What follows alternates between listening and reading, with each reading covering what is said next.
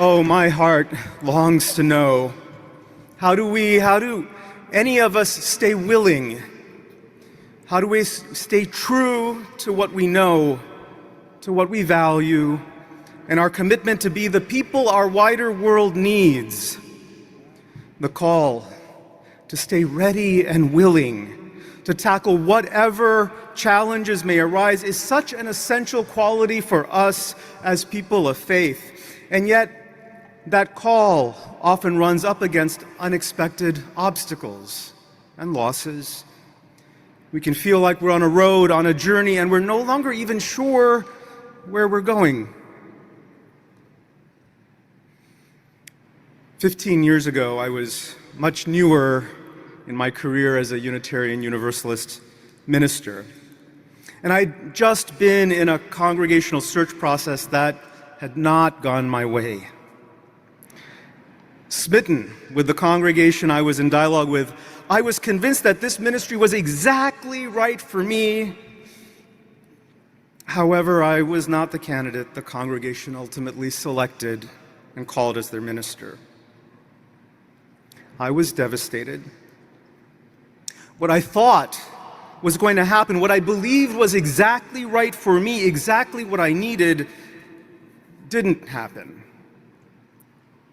I was shaken by this loss. I did not feel ready and willing for whatever was going to come next. And yet, Holy Near reminds us, to be hopeless would seem so strange.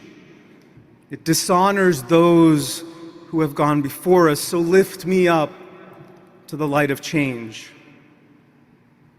I knew that I needed to find my way back to open-heartedness, to a willingness to meet what life was giving me. I decided to go on a personal retreat so I could process my experience. The desert is a deeply spiritual and healing space for me, and southern Utah is a place that I have gone to again and again for such grounding and healing. There, I did this very Hindu thing that I wasn't even consciously aware I was doing. In traditional Hinduism, when personal needs are great, we often go to remote temples, ones that are often situated at the top of a mountain, for example. Such spiritual pilgrimages can include an arduous journey to the summit, to the temple, where we then pour our hearts out in anguish and prayer. Something about the physical journey itself allows for catharsis. At Zion National Park, I found the steepest, hardest climb, in this case, up the side of a plateau, and I began climbing it. The journey up that plateau that day was challenging, one of the hardest hikes I've done. But something in me knew I needed to do this, and so I pushed myself to reach the top. Once there, I was completely alone. I sat down, exhausted, and I wept. The grief wailed out of me, with only the red rock cliffs to witness and receive my pain. I cried out my disappointment. I cried for the loss of possibility, of a possible future. Just as those tears started to settle, a new round of grief seized me. Something deeper still was lurking. This pain was even greater. Underneath the ego bruising of not getting the job I wanted, I just felt so lonely. I hadn't even been aware of how lonely I was. But this deeper pain began to surface. I became conscious of it, and as I did, I began to pray through my tears. Okay, universe, so there's more learning and growing I need to do. I get that, but amidst all this hard stuff I need to figure out, is it too much to hope for companionship? Is it too much to hope for closeness and intimacy, for the love of someone who could support me on this journey? Offered in solitude to all of nature, to the sky, to the red rocks, to the earth. The prayer I didn't even know I was holding just emerged. Amidst all that was hard, all that was challenging, amidst loss and disappointment, I didn't really need the job that wasn't mine to have. What I needed to stay open and willing, as Holly Near invites us, was love and support. Similar to my experience, the pandemic has pushed us all into experiences of things that were supposed to be and were not, or are not. In that there is grief and loss. Some of our Unitarian Universalist congregations are also experiencing pandemic-era losses and changes, losses in membership, losses in the attendance of children and teens, budgetary uncertainty, staffing cuts, and reconfigurations. If your congregation has been navigating currents such as these, you are not alone. You are not alone.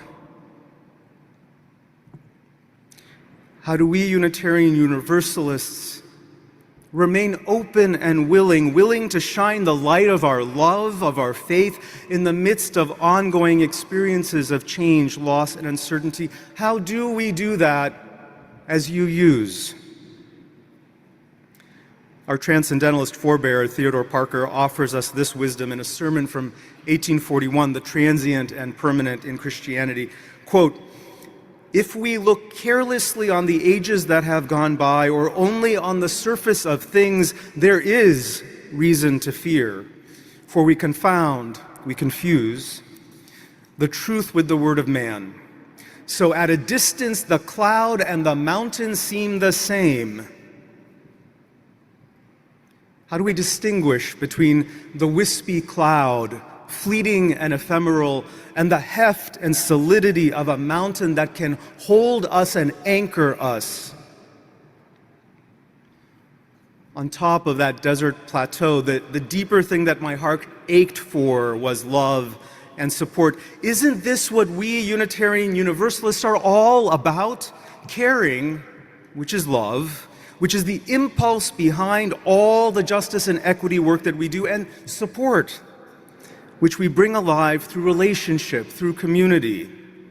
These are essential Unitarian Universalist commitments, UU values that have grounded us and guided us for centuries longer than our relatively newer statement of UU principles. Our UU history illustrates these values. When our intellectual forebearer, Spaniard Michael Servetus, was burned at the stake in Geneva for heresy in 1553, he died because he cared about freedom of conscience within community. He could have privately believed whatever he wanted to believe, yet he died because some part of him longed to have his unique and independent thinking honored by others in community. When Transylvanian Unitarian minister Francis David helped articulate the first Western Edict of Religious Tolerance in 1568, it was the impulse of love brought alive, a desire to nurture mutuality, relationship, and acceptance across difference. When Henry David Thoreau sat in jail in Concord, Massachusetts in 1846 for refusing to pay taxes to a government that legitimized slavery and war, it was a love of our shared humanity that fueled his longing for equity and peace. 19th century Unitarian suffragist Susan B. Anthony marched, organized, and politicked because she valued gender equality, and an expression of that was the right for women to vote in the United States.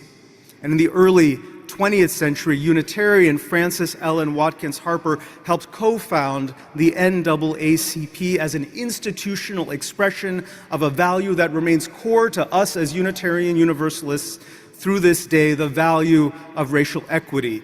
This anchoring in deep, heartfelt values and anchoring in love and community remains our Unitarian Universalist calling card. It is the ground of being from which we have been contemporary national leaders in justice-seeking movements such as those supporting reproductive justice, marriage equality, migrant rights, and trans equality, to name just a few.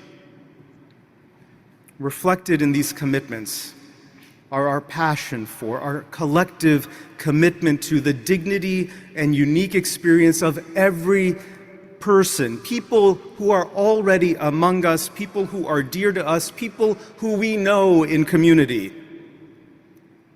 All we have to do is look at our shared history over centuries. As Unitarians, as Universalists, as Unitarian Universalists, we were not waiting on the sidelines for someone to invent a statement of UU principles in the 1960s. Drawing on our core values, we UUs have engaged with the arc of history for as long as we have existed. It is an arc not just of history, but one of forging, one of creating, one of building the history our hearts and souls have longed for.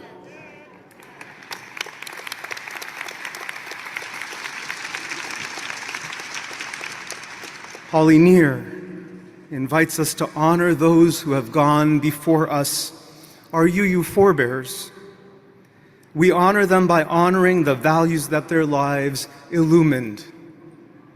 For not doing so, to be adrift or lost amidst the needs of the world, to be hopeless would be so strange. Our reading this morning by Nigerian poet Ben Okri also invites us to ponder whether the time we are in might be a waking up event, a waking up to who we really are, to the light, to the fire, the flame within us. That light, that flame is given life week after week in our Unitarian Universalist congregations. This is where our values are made tangible at the local level, in community.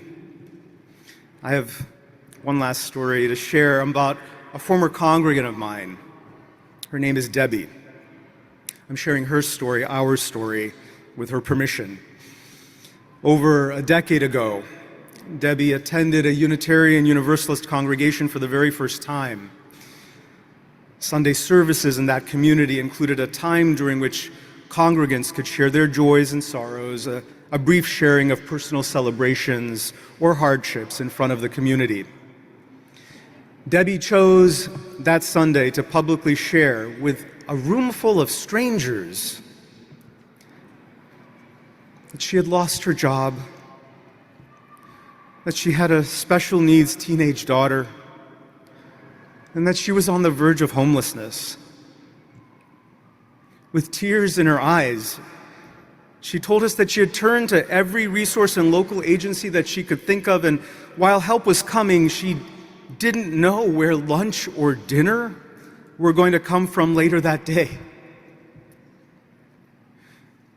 As she wept and sat back down, she asked the community to hold her and her daughter in their hearts. To be hopeless would seem so strange. Yet how does one stay open and willing when you don't know where your next meal is coming from? Following the Sunday service, Debbie stayed for the congregation's coffee hour. I watched from a distance as congregant after congregant came up to her, offered her kindness, moral support, and in some cases, money. Over and over again, community members made sure Debbie and her daughter had what they needed for that day and for the days ahead.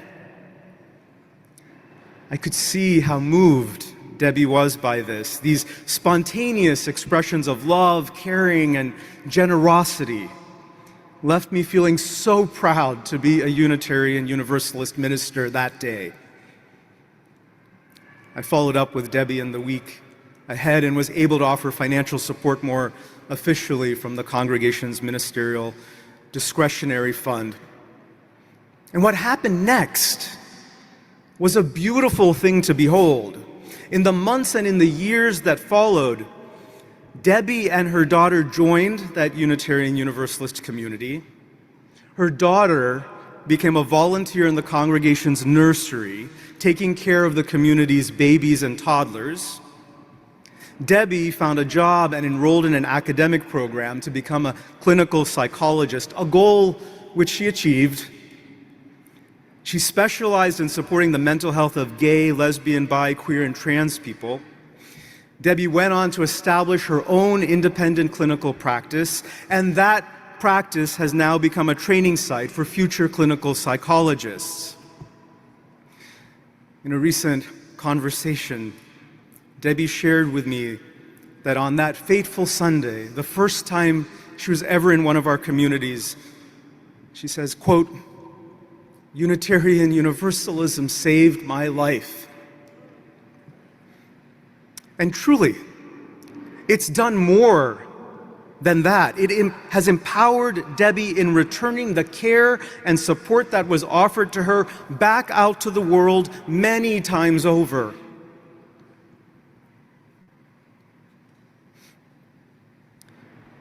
We never really truly know what the future holds, do we?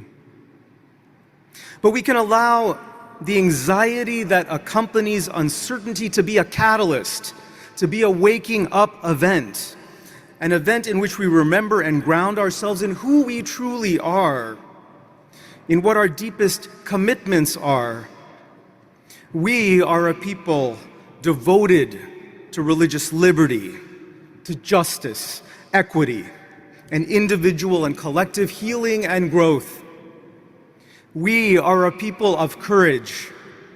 We Unitarian Universalists are a people who have always been open and willing to rise up and meet the needs of the times we are in. For to be hopeless would seem so strange. It dishonors those who have gone before us. And so we lift ourselves up to the light of change. The world may buffet us with uncertainty, yes, with pandemics, climate devastation, civic and social strife, and on the list is long, and we know it.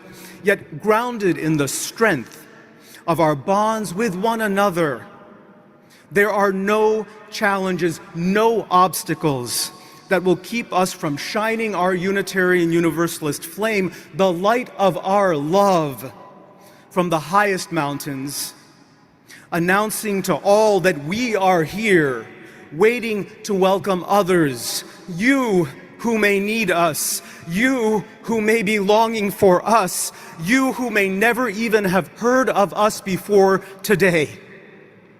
Our love for one another and for the wider world is the beacon that has always guided this band of beloveds in the mighty and improbable work of bending the very arc of history. Remember how often we as a movement have succeeded in doing just that. Don't forget who you are. Don't forget who we are collectively.